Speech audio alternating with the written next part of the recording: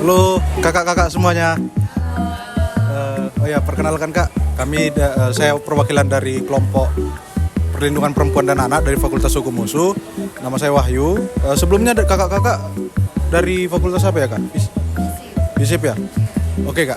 Jadi sebenarnya kami di sini ingin melakukan kampanye mengenai perlindungan perempuan dan anak.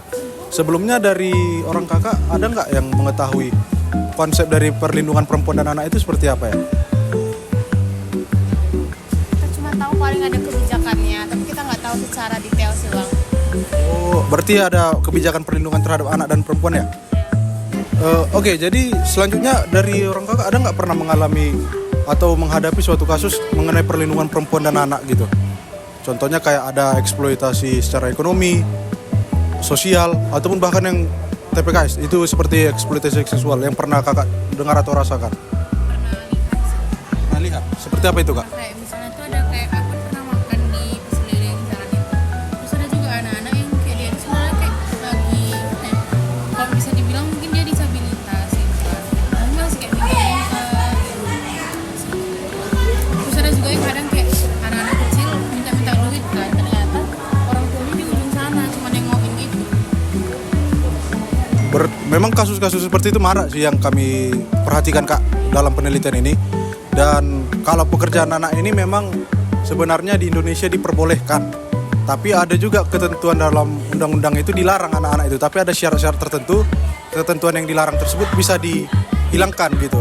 Nah jadi kalau ada seperti itu, menurut saya orang kakak bisa istilahnya mengedukasi ke nanti setelah kampanye ini ke teman-teman yang lain dari orang kakak untuk menjelaskan bahwasanya banyak tindakan eksploitasi yang secara tidak sadar itu mengakibatkan perlindungan terhadap anak dan perempuan itu jadi terkurangi. Contohnya kayak tadi pengamen ya atau apa ya.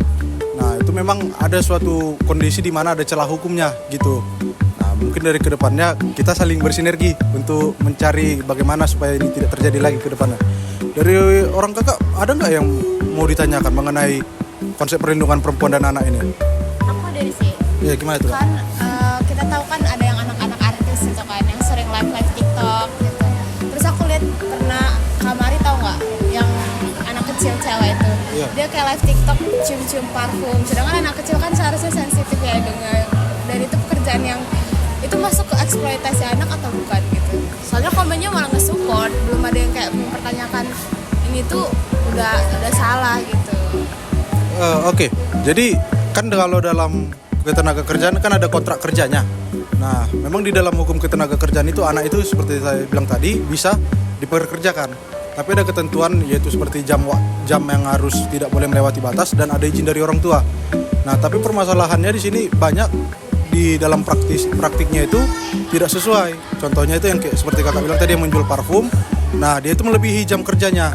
Bahkan terkadang banyak pekerjaan-pekerjaan yang mengganggu dari tumbuh kembang si anak itu sendiri. Nah, kalau dalam hal seperti itu, banyak memang dari masyarakat Indonesia kesadaran hukumnya sangat rendah. Nah, itu mungkin mensupport tapi tidak mendukung bahwasanya perlindungan terhadap anak itu tidak didepankan. Kalau dalam kasus itu sudah termasuk eksploitasi ekonomi. Karena dia digunakan batin atau badan dia itu digunakan untuk menghasilkan uang seperti itu kak. Kembali. Ada lagi pertanyaan kembangan kak? Dari yang lain ada kak? Udah cukup. Terima kasih ya kak atas waktunya kak. Terima kasih.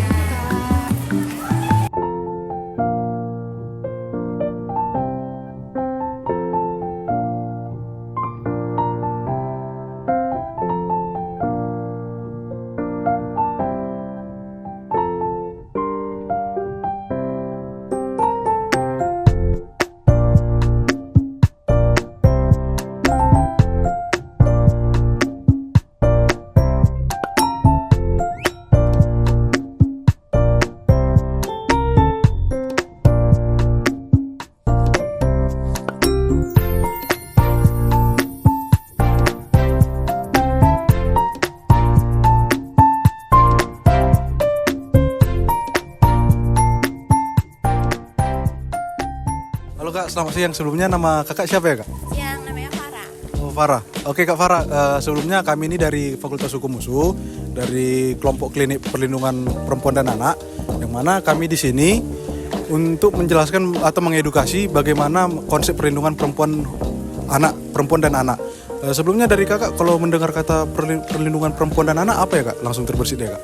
Yang terbesit itu adalah bagaimana perempuan di Indonesia ini dilindungi oleh hukum dan juga hak. Dan juga anak juga dilindungi secara hukum oleh Indonesia. Oke, berarti kakak lebih mengutamakan bagaimana penegakan perlindungan terhadap mereka ya? Iya benar. Oke. Nah sebelumnya kalau dari kakak pernah nggak mendengar, melihat atau langsung merasakan konsep dari mereka yang perempuan atau anak itu dia dieksploitasi secara seksual, secara ekonomi atau sosial? Pernah nggak? Kalau misalnya apakah pernah mendengar dan juga tentunya di berita-berita banyak ya terkait kasus-kasus seperti itu. Nah cuman mungkin lebih ke arah juga sosialisasinya dan juga penerapan cara menanggapinya itu mungkin kurang ya untuk disampaikan terutama bagi ke perempuan dan juga ke anak-anak itu yang lebih jelasnya seperti apa. Jadi kalau kakak, dari pandangan kakak kan, kakak anak mahasiswa apa kak sebelumnya? Mahasiswa akuntansi ya. Nah kalau kakak lah selaku mahasiswa akuntansi melihat ada tindakan eksploitasi dari 3 jenis itu, kakak langsung merasakan apa gitu sebagai posisi yang sama-sama perempuan atau sebagai seorang anak itu bagaimana kak? Pasti merasakan miris ya, terutama kalau misalnya tidak ditindak secara tegas dan juga kalau misalkan mereka itu tidak mendapatkan seperti apa yang mereka harapkan seharusnya mungkin hukum yang berlaku bagi pelaku itu tentunya miris, tapi juga di sisi lain merasa iba juga kepada terutama kalau pada anak-anak yang mereka merasakan sesuatu yang mungkin tidak seharusnya mereka rasakan gitu. Oke kak, nah makasih kak, kami udah tahu pandangan dari kakak, tapi untuk membekali kakak ke depannya, jadi kami dari klinik perlindungan perempuan dan anak dari kelompok 1 ini, kami memohon kakak untuk bersinergi untuk kedepannya lebih kita sama-sama mengedukasi masyarakat luar yang perlu kesadaran hukumnya ini mengenai perlindungan perempuan dan anak. Nah kalau yang kita lihat kan banyak kasus. Nah contohnya itu kayak dari yang tadi eksploitasi ekonomi itu kayak anak yang diperkerjakan dan anak-anak yang atau perempuan yang diperkerjakan tidak sesuai peraturan itu memang sudah ada ketentuannya di Undang-Undang Ketenagakerjaan, Undang-Undang Perlindungan Anak dan juga Undang-Undang Tindak Pidana Kekerasan Seksual. Kalau khususnya itu di bagian eksploitasi seksual. Dan juga nanti ke depannya kalau ada kakak melihat seperti itu bisa langsung upload aja ke berita dan itu nanti akan membantu dari mereka aktivis itu untuk melihat begitu kak. Baik, terima kasih atas informasinya dan juga atas sosialisasinya. Makasih sebelumnya kak. Diharapkan ada ke depannya mengenai eksploitasi anak ini.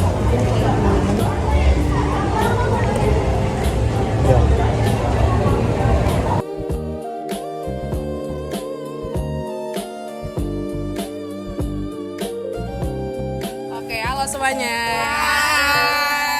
Jadi kenalin kami dari kelompok 1 poster dari klinik perlindungan perempuan dan anak. Jadi di sini kami mengangkat tema dengar suara mereka, lindungi haknya dan lawan eksploitasi anak. Jadi sebelumnya teman-teman ini dari fakultas mana ya? Dari FEB. FEB ya, oke. Jadi aku mau tahu dong di FEB ini ada nggak kaitannya kayak kalian tuh pernah tahu sebagai anak FEB kaitannya dengan eksploitasi anak itu pernah dengar nggak kasus-kasusnya gitu? Yang disuruh ngamen-ngamen gitu, gitu ya? Kayak dia jual ya, jadi kayak dia dibiarkan telantarkan baru dieksploitasi, ngemis-ngemis biasanya gitu sih eksploitasi anak. Gitu. Iya. Oke. Nah jadi karena udah nggak asing lah ya tentang kasus-kasus eksploitasi anak. Jadi aku izin menjelaskan dikit tentang apa sih sebenarnya eksploitasi anak itu. Nah jadi eksploitasi anak itu merupakan tindakan memanfaatkan anak demi keuntungan, kepentingan atau kepuasan pihak lain dan kerap berujung pada perlakuan tidak adil, kejam maupun membahayakan anak. Nah apa faktornya? Bisa jadi karena 3 faktor ya teman-teman. Dari ekonomi, dari pendidikan maupun dari lingkungan. Nah dari ekonomi sendiri bisa dilihat tentang kemiskinan, ketidakstabilan ekonomi dan tekanan ekonomi. Nah berikutnya tentang pendidikan, bisa aja karena akses pendidikannya rendah. Nah terus anak-anak tidak bersekolah nih ya, jadi lebih banyaklah waktunya untuk digunakan sebagai tenaga kerja untuk pengemis gitu. Terus ada pendidikan yang mereka tuh nggak punya hak yang merata seperti kita untuk dapat pendidikan. Nah ini membuka peluang nih, mereka tuh nggak mengenali haknya untuk dapat akses terhadap pendidikan. Berikutnya tentang ruang aman sekolah gitu. Jadi mereka ini nggak punya kesempatan untuk hal itu juga. Berikutnya ada faktor lingkungan, bahwa ada anggapan nih tentang pekerjaan anak adalah hal wajar dalam masyarakat yang mendorong ini ke arah eksploitasi. Nah, jadi kalau menurut Undang-Undang Nomor 23 Tahun 2002 ada nih jenis tindakan eksploitasi anak, itu tentang eksploitasi fisik, sosial dan seksual. Oke. Nah, perlindungan hukumnya menurut hukum positif itu adalah hukum yang ada terjadi ataupun yang diberlakukan sekarang, gitu ya. Nah, di perlindungan hukum anak dari eksploitasi ini ada di Undang-Undang Nomor 35 Tahun 2014 tentang perlindungan anak, menjamin hak anak untuk hidup, tumbuh, berkembang dan bebas dari kekerasan serta diskriminasi. Nah, eksploitasi fisik ini ya, larangannya ada di pasal 76A, 76B dan juga 76I. Sanksinya apa? Pidana 5 tahun penjara ataupun denda kurang lebih 1 juta gitu ya. Terus ada eksploitasi seksual. Ini korban ini kan berhak atas restitusi ya, ataupun kompensasi yang dia dapat atas kerugiannya. Nah, upaya penanggulangannya gimana? Berdasarkan pasal 20 Undang-Undang 35 tahun 2014, tanggung jawabnya itu ada di negara, pemerintah, daerah, masyarakat, keluarga dan orang tua yang bertanggung jawab untuk melindungi anak tersebut. Jadi upaya preventifnya ya paling seperti pengawasan, koordinasi dan edukasi, juga penyuluhan seperti ini. Nah, so far dari penjelasan ini teman-teman ada nggak yang kurang clear gitu terkait kasus eksploitasi anak ini? Gak clear sih, gak ada semuanya. Zaman ya. Jadi mungkin harapannya dari sini teman-teman itu bisa jadi lebih spread awareness ya tentang eksploitasi anak ini, begitu. Dari teman-teman ada yang mau tambahkan? Oke, jadi mungkin berhubung sosialisasi kita juga sudah selesai nih ya, aku mau minta ini dong kerjasamanya sedikit untuk memberikan sticky notes yang isinya adalah harapan-harapan teman-teman inginkan sekiranya bisa membantu kasus-kasus seperti ini tuh berkurang. Mungkin boleh dibantu Kak